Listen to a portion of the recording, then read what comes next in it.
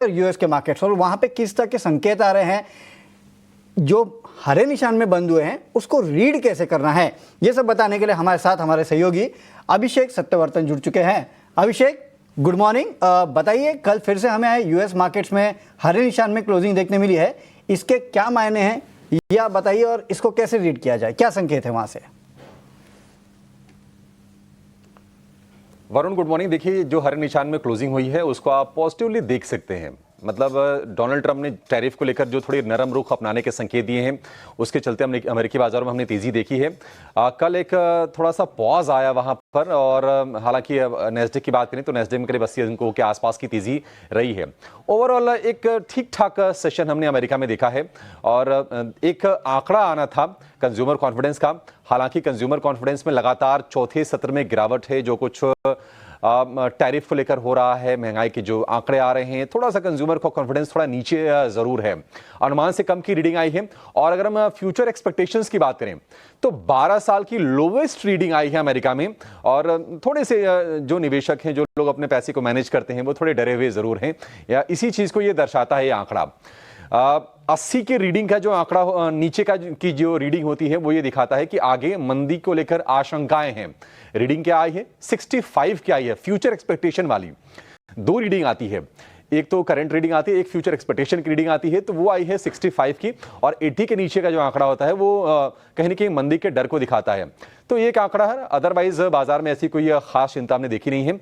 और अगर हम ग्लोबल संकेतों की बात करें भारतीय बाजारों के लिए, तो भारतीय बाजार शायद इन संकेतों की तरफ ज्यादा ना देखें, क्योंकि अपनी संकेत थोड़े से बेहतर होते हुए दिख रहे हैं। मैक्रोज अपने बेहतर हो रहे हैं, एफआईज की वापसी हो गई है, बैक टू बैक हम देख रहे हैं कि खरीदारी का आंकड़ा आ रहा है, तो उस पर ज्यादा फोकस करेंगे।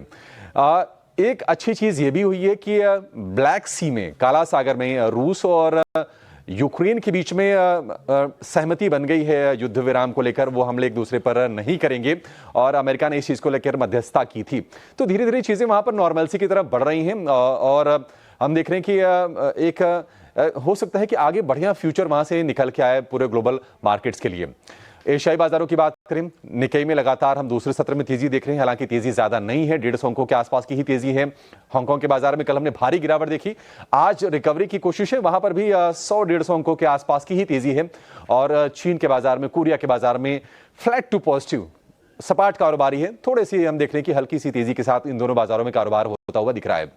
सोने के प्राइस में थोड़े टैरिफ को लेकर हैंगओवर अभी भी है, लेकिन ऊपरी स्तरों से थोड़ी सी नरमी जरूर आई है। भाव 3020-25 डॉलर के आसपास ही है, ज्यादा चेंजेस नहीं है। एक रेंज में हमने कारोबार देखा है सोने में होते हुए ओवरनाइट। अगर हम क्रूड की बात करें तो कच्चे तेल में भी हम देख रहे हैं कि अगर वेनेजुएला पर रिस्ट्रिक्शंस के चलते अमेरिका के अगर सप्लाई को लेकर थोड़ी सी चिंता अगर इमर्ज होती है तो क्रूड को थोड़ा फायदा हो सकता है, क्रूड थोड़ा यहां से और ऊपर जा सकता है। भाव हालांकि 73 डॉलर के आसपास टिके हुए हैं, ज्यादा वहां पर हमने चेंजेस देखे नहीं हैं। ओवरऑल ग्लोबल बाजारों से हम कहें तो बहुत कोई ऐसा सपोर्ट करने वाले ट्रिगर नहीं है, बट डैमेज करने वाले भी ट्रिगर नहीं है। आज फिर से अगर हम देखेंगे, गिफ्ट निफ्टी आप देखिए 60 अंकों पर कारोबार करता हुआ आपको दिखेगा, और एफआईज की तरफ से बाइंग का फिगर आया है। जो सबसे बड़ी चिंता थी वो शायद बाजार की सबसे बड़ी ताकत भी बन जाए आने वाले समय में, और वो हम लोअर लेवल से रिकवरी के फॉर्म में बाजार में देख भी रहे हैं। तो ओवरऑल संकेत ठीक ठाक हैं, और जो जियोपॉलिटिक्स है वो भी कुछ कुछ बाजार को सपोर्ट करने का काम करेगा।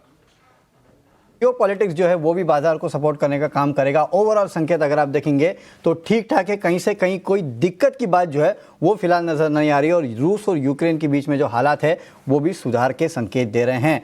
तो ग्लोबली अगर आप देखेंगे तो ऑल इज वेल, सब कुछ ठीक ठाक चल रहा है। अभिषेक, बहुत बहुत शुक्रिया हमारे साथ जुड़ने के लिए और विस्तार से समझाने के लिए कि ग्लोबल मार्केट्स के संकेतों को हम कैसे पढ़े। जैसे कि अभिषेक ने बताया कि अच्छे खासे हमें